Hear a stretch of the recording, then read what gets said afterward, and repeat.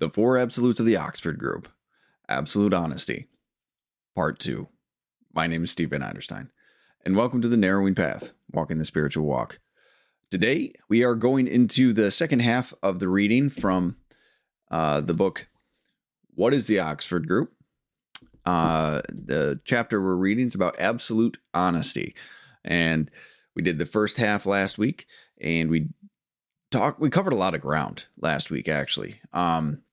And we will be finishing up the reading, and then I'll give you some of my thoughts and some of my understandings from it that I really, really enjoyed. Now, to kind of recap a little bit, last week we talked about absolute honesty, and the first thing he kicked it off with, the writer, the authors kicked it off with, was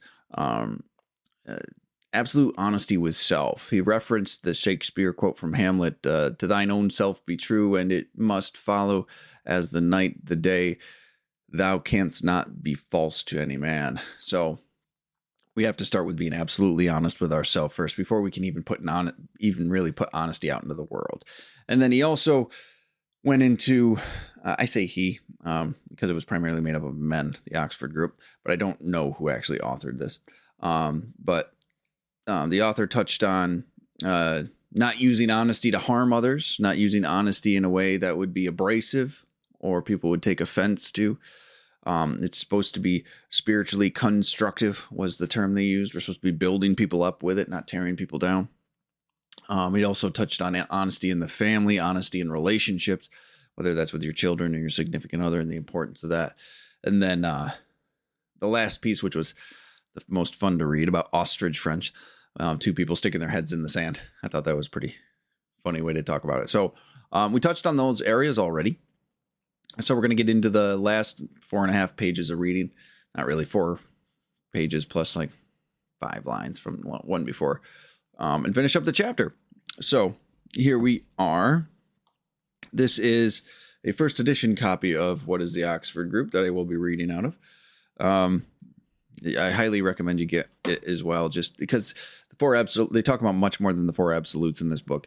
And a lot of it's really, really relevant to spiritual growth and spiritual living and spiritual practices that anybody can practice. This isn't only about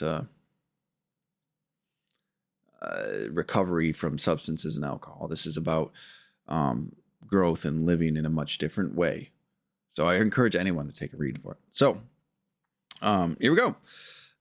This is the second half of the absolute honesty reading in the book, What is the Oxford Group? Here we go. How anyone can possibly be even apparently honest in these days is a question which is very natural. In business today, which for most people is one big fight for bare existence, let alone profit, honesty has become a forgotten cipher. Cutthroat competition, false trading representations, underhand methods of salesmanship, lack of capital, worry thousands into premature old age and disillusion. Do others before they can do you is the motif of the modern business world. But does it bring lasting fruits to anyone? Millionaires' wealth increases even whilst they sleep, but how many millionaires are ever free or can call 5 minutes of the waking day to their own, or can have one really free minute alone to face God, to whom money is only the invention of man and who recognizes the accumulation of wealth by men as the mirage it is? How many millionaires crash every year from their gilded heights to depths the average man is spared from? Many of us feel we want to be millionaires, and in some aspects it is an understandable ambition. But for every million added to the wealth of one man, a million is gained from countless others. The natural wealth of the world is neither ours nor theirs. It is God's. We are all stewards to God for his property by his permission. That is a fact no Christian can refute. As that is so, why should we be so ridiculous as to think we can prosper to any real happiness if we use dishonest methods to gain undue possession of the wealth which at its source is absolute honesty? The popular belief is that honesty cannot go hand in hand with business, but it can. Many of the Oxford group who are in business have witnessed to the fact that honesty makes not only for the right kind of business with a just profit, but gains them friends. And any astute businessman knows that a friend in the business world is a considerable asset. Being honest in business does not mean being a fool. Render therefore unto Caesar the things that are Caesar's, and unto God the things that are God's, said Christ. Absolute honesty in business means our being level, our playing the game of business as cleanly as we would play any other game. We blackball a man from decent society when he cheats at cards. Then how much more should decent society blackball a man who cheats the poor, robs defenseless widows and orphans by his ruthless methods to gain more wealth than he can ever make use of, although his methods of robbery may be within the law. The business world of today must be cleaned up, and swiftly, if the devastating moral degeneration its tendencies are causing is to be checked before they have made a lasting, harmful impression on the lives of millions. Whatsoever ye do, work heartily as unto the Lord, and not unto men, said St. Paul. Whatever work in our life, absolute honesty can bring it to the only fruition that is worth having. How many of us feel impelled to stop working when the person who oversees us has turned his back? It is a natural inclination, but typical of our inborn desire to give only as much as we are compelled to for the wage we are paid. What of those who do just the amount of work we need to, in just the way we want to do it? And although we are paid to give our best, we feel we do not see why we should put ourselves out to give it unless compelled to. Many of us are inclined to forget that unless we give our best in the best possible way and spirit, we cannot expect to get the best either out of our present life or the future. Do we recognize that dishonesty is at the root of our lassitude in the way we perform the work we are paid for?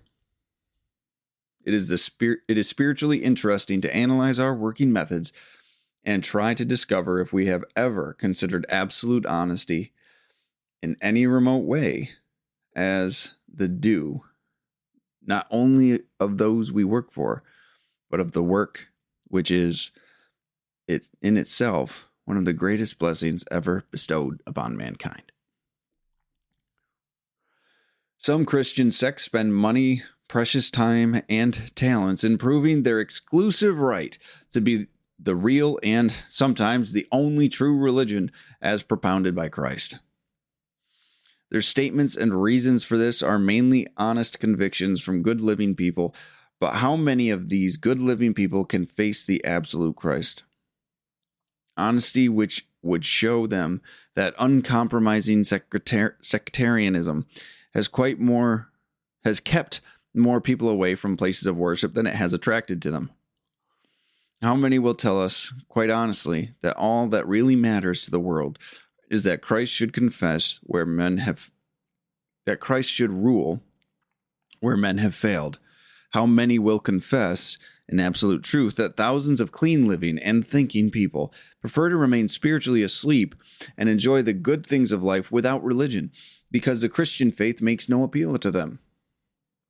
All these sects face absolute honesty. Will all these sects face absolute honesty and admit it is not these naturally clean living people who have failed religion, but it is the religions that have failed them? How many more clergy will join those who have surrendered their lives to God and witnessed for Christ and tell us, and at the same time God, that they have realized that in their ministries they have taken the letter for the Spirit, but that henceforth Christ is going to be as real to them as he was to his disciples? Most clergy are careful in the carrying out of their responsibilities in their faith, But if they are to bring about the renaissance of Christianity for all, they must recognize Christ not as a faraway ideal, but as a close and living reality. To us laymen, the Oxford Group stresses absolute honesty in the practice of our Christianity as part of paramount importance, not only to the religions of which we are members, but to the living faith of Christ the King. How many of us are really living lives of absolute sincerity of Christian purpose? Do we really practice on Monday what we have professed on Sunday? Are we in practice soldiers of Christ the King? Or do we, when we sing lustily that we are his Christian soldiers, feel stirred for the moment and then desert the ranks directly the hymn has ended? How many of us, whether with a place of worship, how many of us care whether the place we worship in is empty or full, as long as we are spiritually content and the sermons are not too long? Have we made much or any effort to get those outside to come in and find Christ in our religion, or do we think that is the parson's business? Are we real Christians? Do we even know what the full significance of the word? Do we even know the full significance of the word Christian? Is ours a faith we are proud of when we argue about it with an outsider, but one which does not make us argue within ourselves whether we are really a good example of the products of that faith? What about the layman's absolute honesty? If we expect the clergy to have and practice it, we must practice it ourselves. And that brings us to the end of the absolute honesty chapter. Next is going to be absolute purity. But wow, when I read that, those are two kind of very, very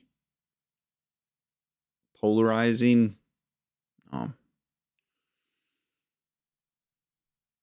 touchy, I'm going to use the word touchy subjects that this covered. These were two areas of living that have a lot of contention in them. We're talking about business and we're talking about religion, specifically Christianity we talked about here. But a lot of the questions and a lot of the practices it talked about should really be something everybody of a spiritual practice asks themselves. So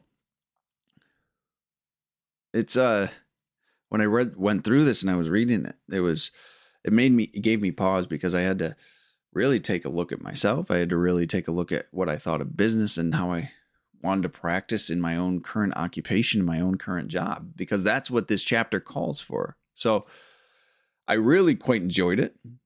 It made me reflect on a lot of things. So I hope you guys get the same out of that reading. But let's go ahead and we'll get into it. We'll get into the my feedback, my analysis of it, just some more information. So here we go. I first want to just say I like how they acknowledged right that first line of it. That what was it? They're just questioning how anyone can possibly be even apparently honest in these days is a question which is very natural. A lot of people feel that way.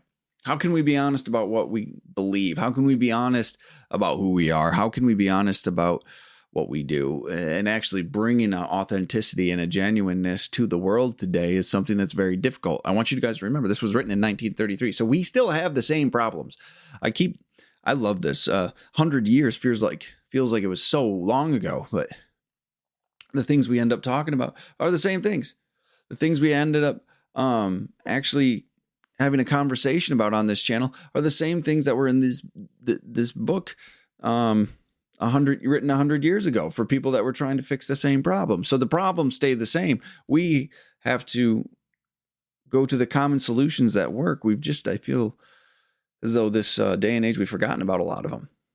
So we that acknowledgement that honesty isn't the easiest thing to bring to the world is really kind of important. I appreciate that they did that. And they did it right before we dove into the business part of it. And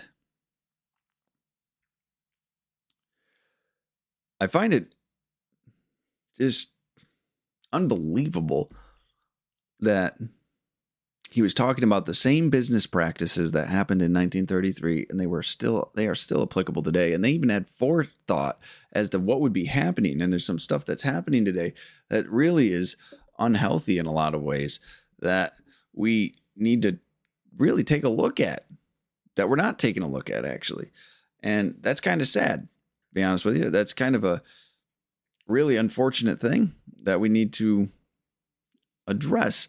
And the first common perception is that the business world is this cutthroat, I'm going to get you before you get me, right? It's a dog eat dog world out there, as they say. It is, I'm going to get mine, right? It's a very selfish and self-serving mentality that's around the business world.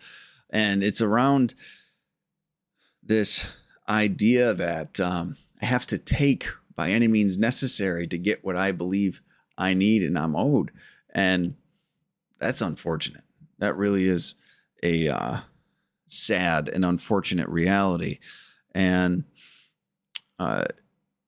he talks about how dishonesty is rampant in business, how it's everywhere. It's absolutely everywhere. I believe it's still absolutely everywhere in business. We've, in a lot of ways, tried to make laws to navigate the dishonesty that's occurred, but there's only so much you can do, really. There's only so many things that can actually happen. And it says dishonesty is rampant in business. Honesty is a forgotten cipher. It's a forgotten code of operation in today's business world. It's a forgotten way of being today when people are trying to reestablish their lives in a lot of ways, but also specifically in business. This isn't a joke. It's honesty is looked at as a weakness by many. So, to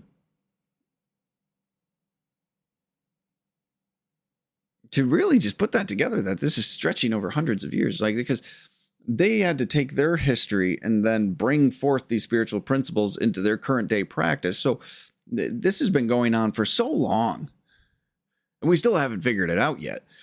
We still haven't figured out that we have to bring honesty into this actual world, in this place of commerce, this place of business, isn't just for self-serving gratification. You know, he goes on and he talks about millionaires, but he talks about it in a way that's more so money is a man-made concept, right? And the pursuit of it pulls people away from God. Really, people become all encompassed by it. People base their entire lives around it. They prioritize it to such an extent that they disappear. Their morals disappear. Their integrity just goes out the window.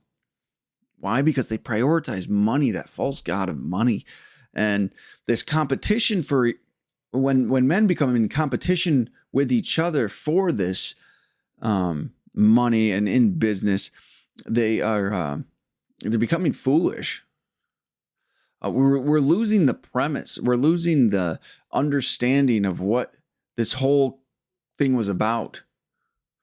He said, this is a quote, the natural wealth of the world is neither ours nor theirs. We're fighting for something that is neither of ours. It is God's. We are all stewards to God for his property by his permission. So everything that's in this world, everything that we're building and buying and trading and mining and farming and creating and developing, all of it's God's. All of it's supposed to be spiritually aligned and supposed to be something we're entrusted with, not something we're supposed to take advantage of others with, not something we're supposed to just fortify our own security with at the expense of others with. This is something we're supposed to use in a spiritual and a productive way to help build and create and establish community, not just take what you want. We are supposed to be effectively using the resources given to us, not use it to tear down each other, not tear it away from one another. Another quote was, and as that is so, why should we be so ridiculous as to think we can prosper to any real happiness if we use dishonest methods to gain undue possession of the wealth which at its source is absolute honesty? In the last chapter, we talked about how everything, God is absolute honesty. Spirituality is about absolute honesty. There's the power. Spirituality is truth. God is truth. So everything comes from God. God is truth. So if you try to apply, well, they're just drilling back to, you're trying to acquire by dishonest methods things that are of God, that God gave us, right, to be stewards of. And you're trying to acquire these by dishonest methods, and they are of themselves supposed to be honestly acquired. And so even though you might have temporary success in these things, it's not going to last, right? Money does not buy happiness. And I know there's a lot of things out there today that would try to contradict that, but money doesn't actually do that. You can buy a lot of pleasure. You can buy a lot of self-gratifying things, ego-lifting things. You can buy a lot of stuff to give yourself a false sense of security. Yes, but true security and true contentment comes from a relationship with the God of your understanding. And money cannot buy this happiness. People who have earned wealth through dishonest means will constantly be in fear that someone will do the same to them and take their money, or something will happen and they'll completely go broke. They're in the constant pursuit of satiating that need for safety and security through their financial, through their finances, financial gains in their wealth, that they can't ever actually be at peace anyway. It's a constant fear-based way of living.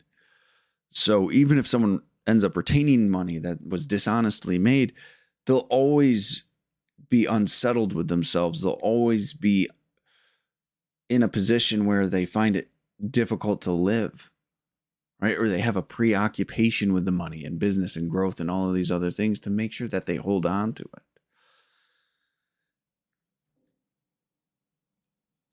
So we then continue on, and they say money or business can actually incorporate honesty. Honesty can go into business.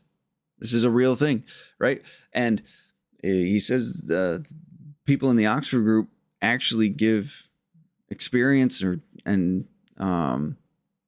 situations where when they finally brought honesty into their business practice, it changed their business practice, right? It became something that they got the right type of clients. They built up a honest way of living and with right financial gains. They weren't being lopsided with what they needed or what they had. And what it did was it built a community, right? It said building friends in the business community. How do they phrase that? It was really, really kind of cool how he said it.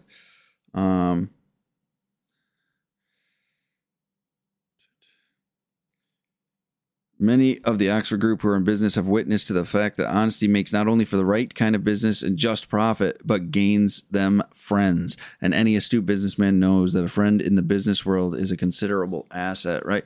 So you're not just building relationships with the community you're serving and the people you're around and your employees or whatever it is. You're building relationships with other businesses, right? You're actually building something that has a solid foundation and that you can call upon in times of need, that you can call upon for help, and you can be called upon, and you're willing to show up to fulfill that need, right? There was a time where communities took care of each other, where people weren't out to take advantage of others, where people were willing to do the right thing. And we've lost that to a sense of greed and selfishness and a sense of insecurity-driven business. And when you're there, everything seems like an attack. Everything seems like something you need to just take and hoard for yourself. And that's just such an unhealthy way to be. So this building up of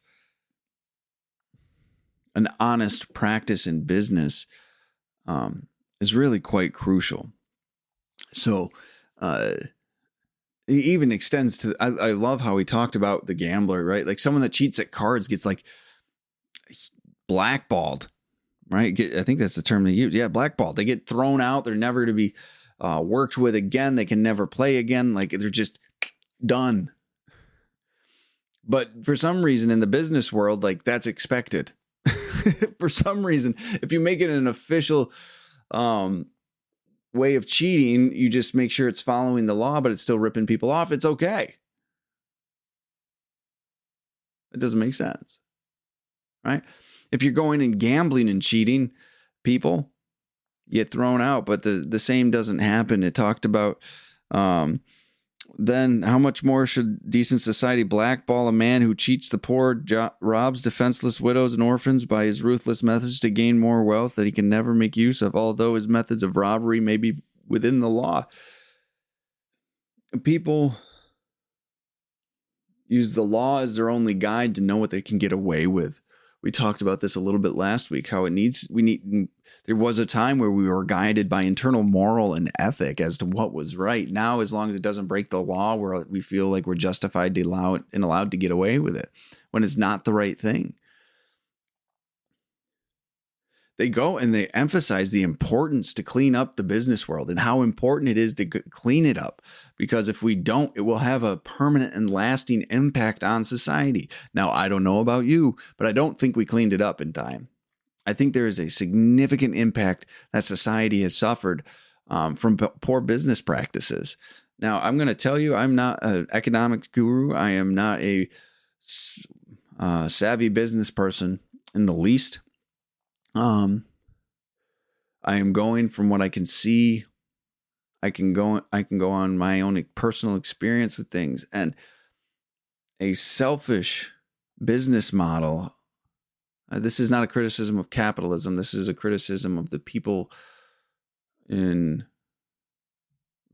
in business at all. And this can happen in any economic model, I do believe. The selfishness that's gotten involved in that desire to take has been crippling, and it's almost so to the point where it's so expected that people have no trust of one another anymore. People have no trust of businesses. People have no trust of local community businesses, and there's a sense of almost entitlement as well that's come along with it, and it's almost terrifying. We have to be very on guard with things today, and this was the stuff I think they were warning us about. Like, it's going to have a lasting impact. I mean, think of all the scams today. We have Ponzi schemes, pyramid schemes. We have false products, like misleading products, false advertisements, right? Intentionally misleading and deceptive advertisements, right? Selling people on false dreams. Unhealthy foods, and they're doing it just because they can get away with it and to make extra profit, right? Like, there's a lot of things that are wrong with this, and just because it's not breaking the law, they feel like it's justified. They feel like there's an approval, right? Because there's not the physical consequence. We talked about this with Emmett Fox. We talked about this with James Allen as well, right? Like, the integrity has to come from the person. You can't. When we changed over to this spiritual way of living, when people began to follow Jesus and Christ, the dictates he gave us as a society and as a world were to live an honest life, not break the laws of the land. It was a very big difference. It went from a don't do this to act in this way. It was live a principled life. And we've lost that again in the business world. People are losing that again in their personal lives. I mean, I was abstinent for a long time, even though I might have been taught it when I was younger. My selfishness and self-centeredness flourished in a world that it was almost fostered to flourish in. So there were so many things that it wasn't breaking the law, so I felt justified in doing, even though I knew it was wrong and I knew it wasn't right. You know, there's a lot of people out there falling victim to scams as well. You know, you hear about people The older generation losing life savings, losing retirements because some scammer on a phone convinced them that somebody was in trouble or they needed to do this or their computer was hacked or do whatever it was, right? It's kind of terrifying out there for a lot of people. I feel as though we've got a lot of work to do in bringing integrity back to the business world. So, and bringing that absolute honesty is a key. They said in the chapter reading, whatever our work in life, absolute honesty can bring it to the only fruition that's worth having, right? If you have to be deceptive to have something grow in a way you want it to grow, or if you have to be dishonest in any way, it's not worth having it, right? Let something grow authentically. Let something grow honestly. Grassroots, whatever you want to say, foundationally. And that will be something worth having. Trying to overinflate something because it was something you wanted to sell quickly so you could make money and this and that, and it was just to play the game, it's not worth having. The only worthwhile way to do anything is honestly.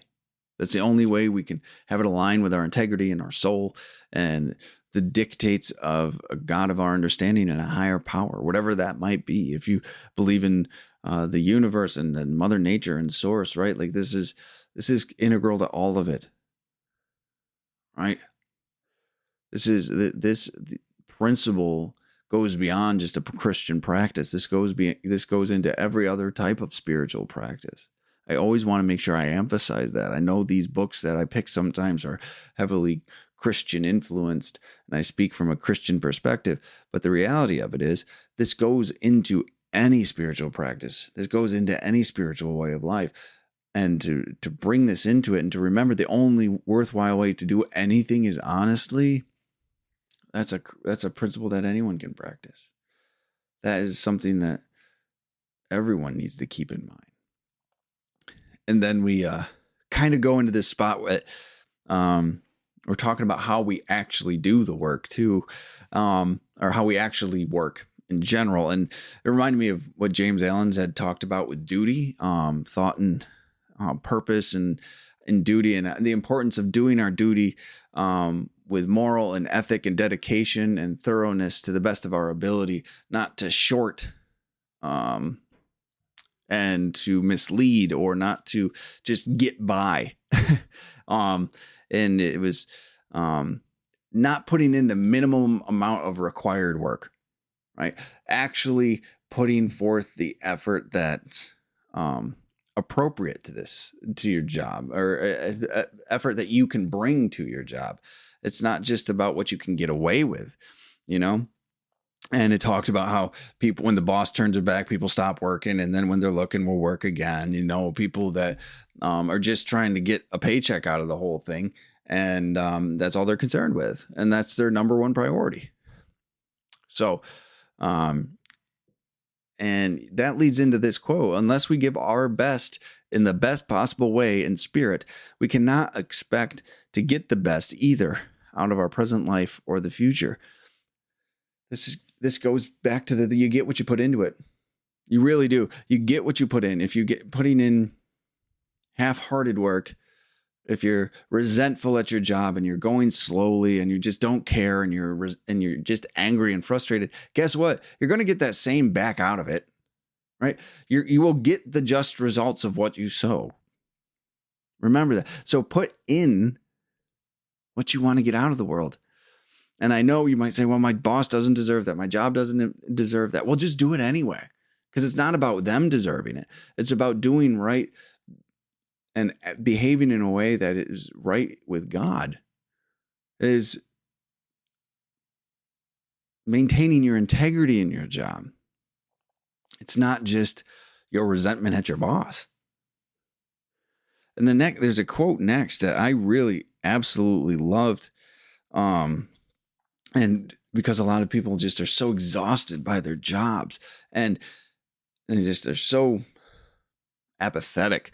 And it says, dishonesty is at the root of our lassitude,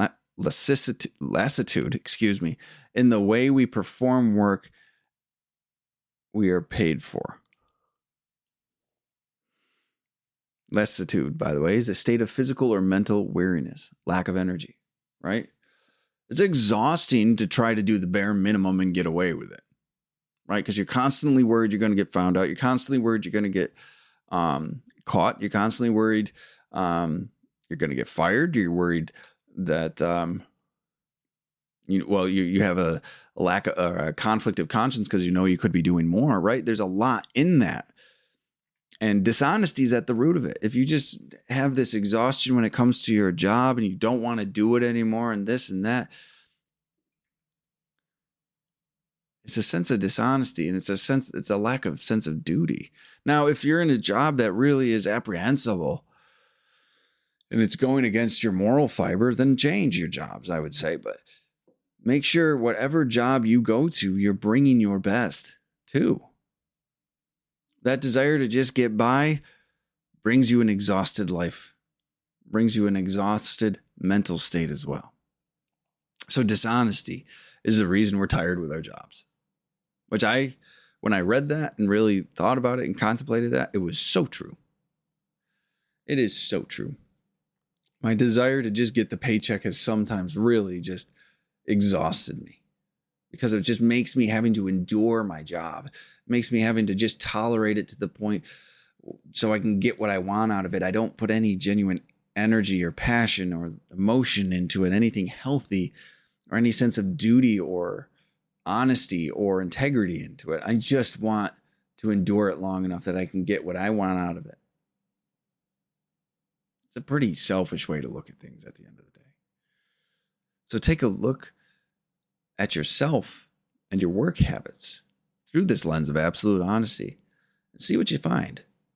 I got to tell you, I was not completely pleased with the way I present myself sometimes at my job after I looked at it through this. The phone's a distraction.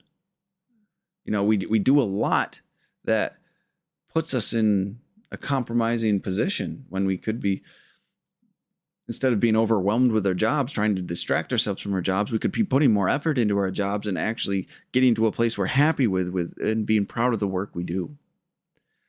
And that was quite a realization for me. Now, the next section, we dig into religion, specifically Christianity. But again, I want to make sure I emphasize the fact that this applies to any spiritual practice you have, because you have to take a look at how much you're honoring it and how much you're making it appealing, or how much you actually care to bring people into it, right? So we're going to switch to religion now, and it talks about specifically, which I think this is a big topic. This is something that I've actually had arguments about in my lifetime as to, and a justification I used as to why I thought religion was nothing I was interested in, right? It talks about the divisiveness of the church and so many denominations, and how they're all, I don't want to say it like that. Many of them are trying to justify their own practices in a way to prove that they are the right ones. It says exclusive right to the real and sometimes the only true religion, right? That their way of practicing and worship or religion is the way it's supposed to be.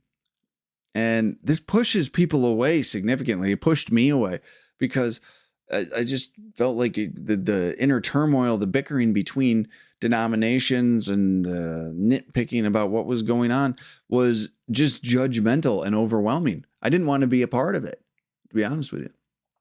It was something that pushed me away, and they speak to that in here.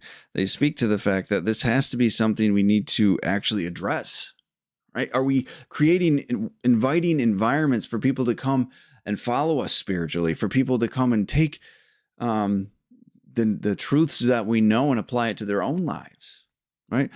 It talked even about how people are avoiding spiritual living and waking up spiritually because the Christian faith has no appeal to them because of this divisiveness, because of this, what was the word they used? Sectarianism. Not sectarian, sectarianism. So the the splitting up. There's all these different sects of Christianity. This goes to every spiritual way of living too, by the way. This goes to every practice of any major religion, right? Because there's different ways people practice every type of religion out there, even just secular spirituality, right? Whether you're worshiping the universe, source, energy, the sun, Mother Nature, whatever it might be, right? If it's not an Abrahamic religion, there's a lot of other types of Eastern religions as well that people practice differently too. So how are you presenting yourself, and how is your institution actually making it welcoming to people in a healthy way, and actually helping them grow and mature spiritually so they can become more aligned with the God of their understanding, right? They can become more aligned with this energy and this truth in their lives.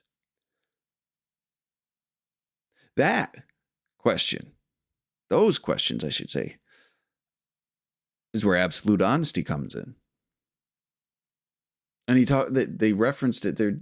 They said these good living spiritual people, or spiritually asleep people, that would gain dramatically by knowing of God and getting into a relationship with God, have not failed religion. Religion has failed them. Religion has let them be behind. We haven't made it available to them in a way that's actually appealing. Now, that doesn't mean we bend over backwards and this and that, the other, but the infighting and the judgmental perspective and the lack of actual good living is crippling a lot of practices. And it's robbing people of the opportunity to actually get involved in this type of living too, which is a little scary to think about. And to take an honest look like that, that's absolute honesty. I do believe there's a little bit of this awareness coming back today. There's been some world events that have made people want to take an actual look at what's going on. Who knows where that'll lead or what that's going to turn out to be, but hopefully something good comes from it. Hopefully some sort of return to principle comes from it. Right? It claims the Christian religion is getting lost in the letter of the law. Right? So we just following the rules again, just checking boxes. And many aren't actually returning to the teachings of Christ in their lives, and not practicing those. They're bring it back to, they're not actually practicing a close relationship with the God of their understanding. And that's extremely sad. And the last quote I wanted to reference here was, do we really practice on Monday what we have professed on Sunday? This brings in a depth of honesty that is crucial, because many of us haven't been willing to ask ourselves that. Right?